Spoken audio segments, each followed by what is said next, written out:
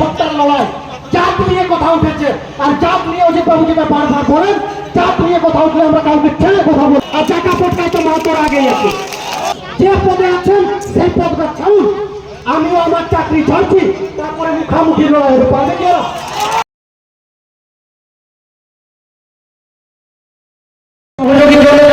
সবাইকে বলতে বলবো, জয় গরম, জয় গরম, জয় গরম।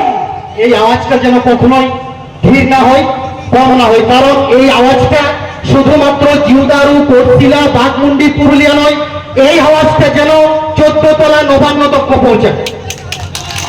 এই আওয়াজটা যেন 14 তলার 4 তক্ষ পৌঁছায়। তার কারণ আপনারা জানেন, লড়াইটা মাঠে ঘাটে থেকে সরাসরি কোর্টে চলে গেছে। আমাদের নেতৃত্ব আদিবাসী কর্মী সমাজ রেল থেকে ডাক দিয়েছিল, তাই তো? এবং 19 তারিখে একটা অর্ডার পাস হয় এবং সেখানে বলা হয় রেল ঠেকা এবং রাস্তা ঠেকা, হর ঠেকা নাকি অবৈধ। কমিটির সিদ্ধান্তে আমরা প্রায় চুপ ছিলাম, কারণ রেল ঠেকাটা ছিল 20 তারিখ। 19 তারিখে হঠাৎ করে দেখা যাচ্ছে আমাদের ভাই বোন জমিদারদেরকে রাতে তুলে নেওয়া হচ্ছে। এর বিরুদ্ধে তবু আমরা চুপ ছিলাম, তার কারণ নেতৃত্বের অর্ডার ছিল কোনোভাবে কারোর সাথে খারাপ ব্যবহার করা যাবে না। এবং কুর্মী জাতি পুরুলিয়া জেলা তথা 3টে রাজ্যে, যে বাংলা, বিহার, উড়িষ্যার মধ্যে পড়ে, এবং ঝাড়গ্রাম, মেদিনীপুর খুব শান্তপ্রিয় জাতি, সেটা আমরা বারবার প্রমাণ করেছি। কি দরকার ছিল জিউদারু এসে রাস্তায় আমাদের মাহাতো ভাইদের, মাহাতো মা বোনদের, কুর্মী সমাজকে খেচড়াবা? আর এই খেচড়ানোর জবাব কিন্তু আমরা দিয়েছিলাম। আমরা কোনো অপরাধ করিনি, রেল টেকারে কিন্তু আমরা পরে করেছিলাম, তাই তো?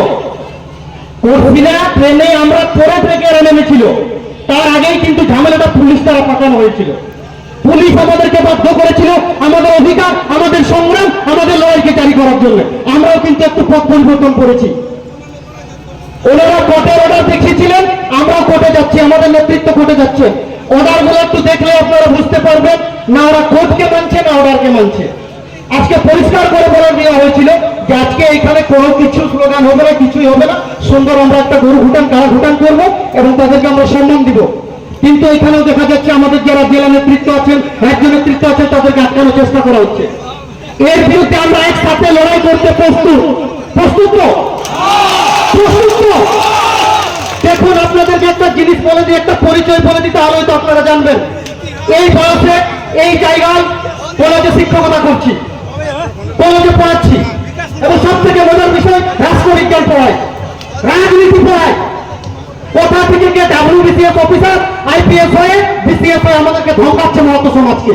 এটা আমরা কোনোভাবে বরদাস্ত করছি না, আর করবো না। যদি পথে নামেন, পথে লড়াই হবে। যদি কলমের জোর দেখান, কলমে লড়াই হবে। আর চাকা পটকায় তো মাহাতোর আগেই আছে। ওনারা যেদিকে যাবেন, আমাদের মাহাতো, আমাদের কুর্মী সমাজ সেদিকে যাবে। আমি শুধু অজিত বাবুর পারমিশন নিয়ে এইটুকু বলবো, আপনারা শুধু এক থাকবেন। তার কারণটা কি জানেন? একটা ছোট্ট লাইন আছে, আপনারা নিশ্চয়ই শুনেছেন, আমার থেকে অনেক বড় বড় আছেন। সেই লাইনটা হচ্ছে, ঝাঁটু রেখে যেন ঝাঁটিয়া যেন ঝাড়ো ঝাড়ো বাড়িন বাড়িন। দেখবে বাড়িনটার কাজ হচ্ছে ঝাঁটিয়া এইগুলো পরিষ্কার করা, হবে না?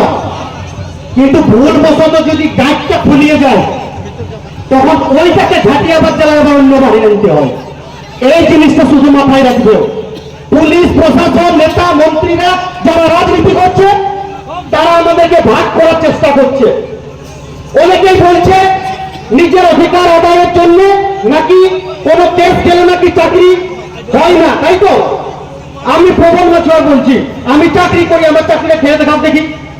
আমি চাকরি করবো, কিন্তু লেখা তো থাকবে আদিবাসী কুর্মী সমাজের ডাকে প্রবল মাছুয়ার জেলার একমাত্র একজন মিতান বন্ধু গিয়ে নিজের চাকরিটা বাজি রেখে দিয়েছে। সেই জায়গাটায় আপনাদেরকে থাকতে হবে। লড়াই করে কতদিন বাঁচবো? লড়াই করে আমরা নিজের অধিকার আদায় করবো, সেই পথে আমরা হাঁটছি। আর এই নেতৃত্ব দিচ্ছেন আমাদের অজিত বাবু, সাথে আমাদের 51 জন সৈনিক। আপনাদের কাছে আমি এটা বলতে চাই, জীবন কিন্তু সবার যাবে। আমারও যাবে, আপনারা যাবে, এসপিরা যাবে, সিএমরা যাবে, এসপিরা যাবে, এসপিরা যাবে, যাবে তো? আমরা কি কেউ অমর? আমরা কি কেউ অমর? আমিও মরবো, আপনারা মরবেন, সবাই করব, কিন্তু সেই জায়গায় লেখা যেন থাকে আদিবাসী কুর্মী সমাজ বুক চিতিয়ে লড়াই করেছিল। যদি কোর্টের অর্ডার আসে আমরা সম্মান করি, যদি পুলিশের নির্দেশ আসে আমরা সম্মান করি। তার কারণে আমরা বারবার বলছি 20 তারিখে কোন জায়গায় আমরা রেল দেখতে নামিনি, কোথাও রেকর্ড নেই। কোর্ট সিলাটা বাধ্য করা হয়েছিল আমাদেরকে নামানো। আপনাদেরকে একটা আইন বলে দিই, জীবনে বাঁচার অধিকার সবার আছে, আমারও আছে, আপনাদেরও আছে। কেউ যদি আপনাদেরকে আক্রমণ করে, আমার কাছে খবর আছে জুদারু গ্রামে গিয়ে কপাট ভেঙে লাঠিয়ায় মা বোনেদের অত্যাচার করে আমাদের ছেলেদেরকে ধরে হিঁচড়ে বার করা হয়েছে। তার প্রতিবাদে আমরা রেল টেকা করেছি। আর এই মতো যদি রেল টেকা করতে হয়, অজিত বাবু যদি নির্দেশ দেন আমরা প্রতিবাদ করতে রাজি আছি।